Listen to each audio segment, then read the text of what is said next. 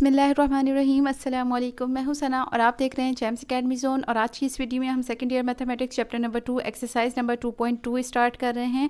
और 2.2 स्टार्ट करने से पहले हमें जो टॉपिक समझना ज़रूरी है वो है सेक्शन फार्मूला। ठीक है, सेक्शन फार्मूला इसलिए ज़रूरी है क्योंकि ये पूरी एक्सरसाइज में हमें यही यूज़ करना होगा। ओके, तो सेक्शन फार्मूला होता क्या है, इसमें हम क्या चीज़ सीखेंगे, तो हम ये बता देते हैं आपको।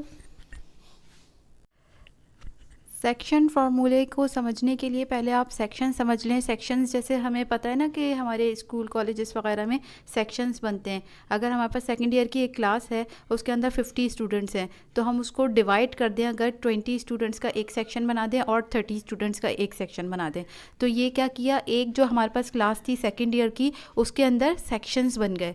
तो इसी तरीके से यहाँ पर क्या होता है कि आपके पास एक लाइन सेगमेंट गिवन होती है। लाइन सेगमेंट किसे कहते हैं, जो दो पॉइंट्स जिसके फिक्स हों। ठीक है ना, इसके एंडिंग पॉइंट्स जो होते हैं लाइन सेगमेंट के फिक्स होते हैं। तो ऐसी लाइन जिसके फिक्स्ड पॉइंट्स हों, उसे अगर हम कोई पॉइंट जो है बीच में से डिवाइड कर दे, बीच में से क्या कर दे, डिवाइड कर दे, यानी उसके दो सेक्शन बना दे। ये पॉइंट जो है ए बी जो पॉइंट्स हैं, इस लाइन को जो है इसने क्या कर दिया, डिवाइड कर दिया पी। तो ये जो सेक्शन फार्मूला होता है ये हमें क्या करता है, इस पॉइंट, ये जो सेक्शन बना रहा है यानी जो डिवाइड कर रहा है इस लाइन को, ए बी लाइन को, उसके कोऑर्डिनेट्स बताता है। ठीक है, कोऑर्डिनेट्स क्या होते हैं, एक्स और वाई। यानी कोई भी पॉइंट होता है तो वो कहीं ना कहीं एक्स पर भी मूव कर रहा होता है और कहीं ना कहीं वाई पर भी मूव कर रहा होता है। जैसे एक्स एक्सिस यहाँ पर पॉजिटिव होता है, तो अगर ये यहाँ पर पॉइंट है तो इसने एक्स में भी कुछ मूव किया है और वाई एक्सिस पे भी कुछ मूव किया है, तो इसका एक्स कोऑर्डिनेट भी होगा और वाई कोऑर्डिनेट भी होगा।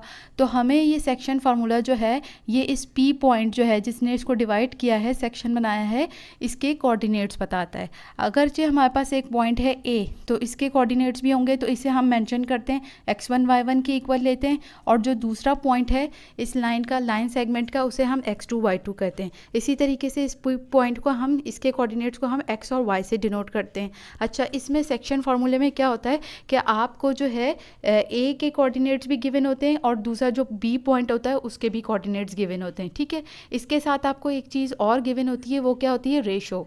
रेशो का मतलब ये होता है कंपैरिजन करना, किसी भी दो चीज़ों में कंपैरिजन करना। जैसे अभी मैंने आपको बताया कि सेकेंड ईयर की क्लास है, उसे हमने 20 और 30 स्टूडेंट्स में डिवाइड कर दिया, उसके सेक्शंस बना दिए, यानी एक सेक्शन में 20 हैं और एक में 30 हैं। तो हम क्या कर रहे हैं, इसको रेशो की फॉर्म में किस तरीके से लिखेंगे, कंपेयर कैसे करेंगे, हम इन क्लासेस के, इन सेक्शंस के जो स्टूडेंट्स हैं उसको कंपेयर करेंगे। और इसको किस तरीके से लिखेंगे कि रेशो की फॉर्म में 20:, या 20:30। जैसे फर्स्ट सेक्शन में हमारे पास 20 स्टूडेंट्स हैं और सेकंड सेक्शन में हमारे पास 30 स्टूडेंट्स हैं, तो ये स्टूडेंट्स को कंपेयर किया गया है, दो सेक्शंस के स्टूडेंट्स को कंपेयर किया गया है, 20 और 30। और इसको लिखते कैसे हैं, रेशो की फॉर्म में, 20:30। इसको यूँ भी लिखा जा सकता है 20/30 की फॉर्म में। और अगर इसकी सिंपलेस्ट फॉर्म लेकर आना चाहें तो 10 2 20, 10 3 30, यानी 2:3। इसका मतलब क्या हुआ कि जो भी हमारे पास स्टूडेंट्स हैं, यानी 50 स्टूडेंट्स हैं, तो 2 हिस्से यहाँ पर हैं और 3 हिस्से यहाँ पर हैं, यानी ये हिस्सों को भी बताता है। रेशो जो होता है ना, वो हिस्सों को भी शो करता है। जैसे m1 यहाँ पर दिया है, फॉर एग्जांपल ये 3 सेंटीमीटर के आपके पास लाइन सेगमेंट है, तो m1 किसके बराबर होगा, 1:2। अगर मैं इसको कह रही हूँ, ये इसका रेशो 1:2 है, तो यानी 1 एक हिस्सा यहाँ पर है और 2 सेंटीमीटर यहाँ पर है, 1 सेंटीमीटर यहाँ पर है और 2 सेंटीमीटर यहाँ पर है। तो हमने क्या किया, रेशो हमें बता रहा है डिस्टेंस का कंपैरिजन, कि यहाँ पर ये हिस्सा जो है वो 1 सेंटीमीटर का है और ये हिस्सा है 2 सेंटीमीटर का। ठीक है, तो इस तरह से आपको रेशो गिवन होगा, डिस्टेंस का लेंथ कह लीजिए, डिस्टेंस कह लीजिए, जो भी आपको दिया हुआ होगा उसका रेशो गिवन होगा। ठीक है जी, तो अब इसका फार्मूला क्या है, हम किस तरीके से ये पी पॉइंट के कोऑर्डिनेट्स निकाल सकते हैं। तो इसके लिए आपको याद करने की ज़रूरत नहीं है, क्योंकि बहुत सारे बच्चों को बहुत मुश्किल लगता है, लेकिन आसान सा है। आप सबसे पहले बस लिख लें mx + mx, ये लिख लें, नीचे m1 + m2 लिखना होगा, ये इंटरनल डिवीजन का फार्मूला है।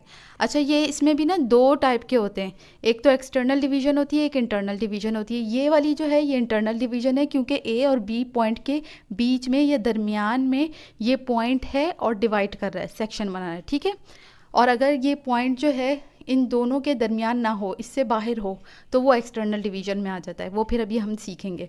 अच्छा, तो इसके कोऑर्डिनेट्स किस तरह से निकालेंगे आप? एम एक्स प्लस लिखें, एम एक्स लिखें, नीचे m one plus m two लिखें। इसी तरीके से ये एक्स कोऑर्डिनेट का, यानी ये एक्स की वैल्यू निकालने के लिए, ये जो एक्स की कोऑर्डिनेट है ना, इसकी वैल्यू निकालने के लिए ये फार्मूला है। अभी मैं बताती हूँ इसका आसान तरीका क्या है। इसी तरीके से m y plus m y, y coordinate निकालने के लिए दोनों जगह m y plus m y लिखें, नीचे m one plus m two लिख लीजिए। अब क्या है आसान तरीका, सबसे पहले एम वन लिखा हुआ है ना, यहाँ पर 1 लिखें, यहाँ 2 लिखें, फिर यहाँ पर 2 लिखें, यहाँ पर 1 लिखें, तो आपको याद हो जाएगा m1x2 plus m2x1 over m1 plus m2, simple. इसी तरीके से यहाँ पर क्या करें, यहाँ पर m1 लिखें और 2, 1 लिखा फिर 2 लिखा, फिर उल्टा कर दें, यहाँ पर 2 लिखें और फिर 1 लिखें। तो आसानी से आप आराम से ये फार्मूला याद भी करने की ज़रूरत नहीं है, आप आराम से ये पूरा निकाल सकते हैं। m1x2 प्लस m2x1, ये आसान है। या फिर इसके लिए शॉर्ट सा ये भी देख लीजिए कि ये m1 है ना, इसके अगेंस्ट में जाएंगे, इसके ऑपोजिट यानी क्रॉस में जाएंगे तो x2, ठीक है। इसी तरीके से ये m2 है, इसके क्रॉस में जाएंगे x कोऑर्डिनेट निकालने के लिए तो x1, नीचे m1 प्लस m2, ये तो याद रहना आसान है, ठीक है ना। इसी तरीके से y कोऑर्डिनेट निकालने के लिए m1 y2 m2 y1, ये क्रॉस कर दें, ये यूँ और ये यूँ, इस तरह से। तो याद करने के तो बहुत सारे तरीके होते हैं जो आपको आसान लगे। इसी तरीके से अब एक्सटर्नल डिवीजन का भी देख लीजिए। अगर आपको क्वेश्चन में मेंशन नहीं हो इंटरनल डिवीजन या एक्सटर्नल डिवीजन का, तो आप इंटरनल डिवीजन से ही सॉल्व करेंगे, ठीक है। एक्सटर्नल डिवीजन क्या होता है, ये हमारे पास जो 2 पॉइंट्स हैं, यानी लाइन सेगमेंट है ए बी, इसके कोऑर्डिनेट्स ये गिवन है, ठीक है। एक्सटर्नल डिवीजन में क्या होता है, इसको एक्सटेंड कर दें, इस लाइन को एक्सटेंड कर दें तो ये बाहर, यानी ए बी से बाहर ये पॉइंट लाई करता है और सेक्शन बनाता है, ठीक है। ये पी, इसके कोऑर्डिनेट्स किस तरीके से निकालेंगे, यहाँ से लेकर यहाँ तक का m1 कहलाता है रेशो m1, और यहाँ से लेकर ए से लेकर बी तक का रेशो जो होगा वो m2 कहलाएगा, ठीक है। लिखना वही है, यहाँ पर एक्सटर्नल डिवीजन में बस माइनस का साइन होगा सब में, और 1 2, इसी तरीके से 2 1 1 2 और ये 2 और 1 लगा दें, तो ये आसान हो गया। m1x2 माइनस m2x1, इसी तरीके से m1 minus m2। External division में माइनस का साइन होगा, इंटरनल डिवीजन में प्लस का साइन होगा, ठीक है जी। अब हम क्वेश्चन नंबर 1 देख लेते हैं। इसमें कह रहे हैं find the coordinates of the points which divide the join of A and B, यानी ये हमें ए और बी जो है 2 पॉइंट्स दिए हुए in the ratio 2:5 and 3:-2।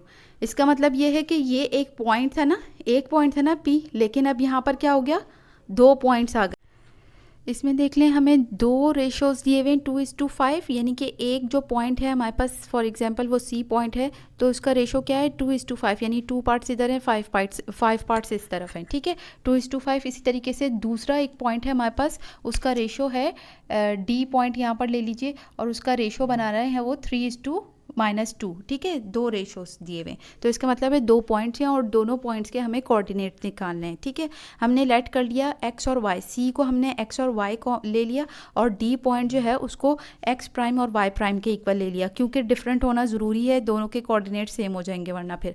B the required 2 points which divide the join of A and B, ये जो ए बी है इसको ये जो ए बी लाइन सेगमेंट है इसको ये रेशोज़ जो हैं इन रेशोज़ से डिवाइड कर रहे हैं ये पॉइंट्स, ठीक है, C और D, 2:5 एंड 3:-2।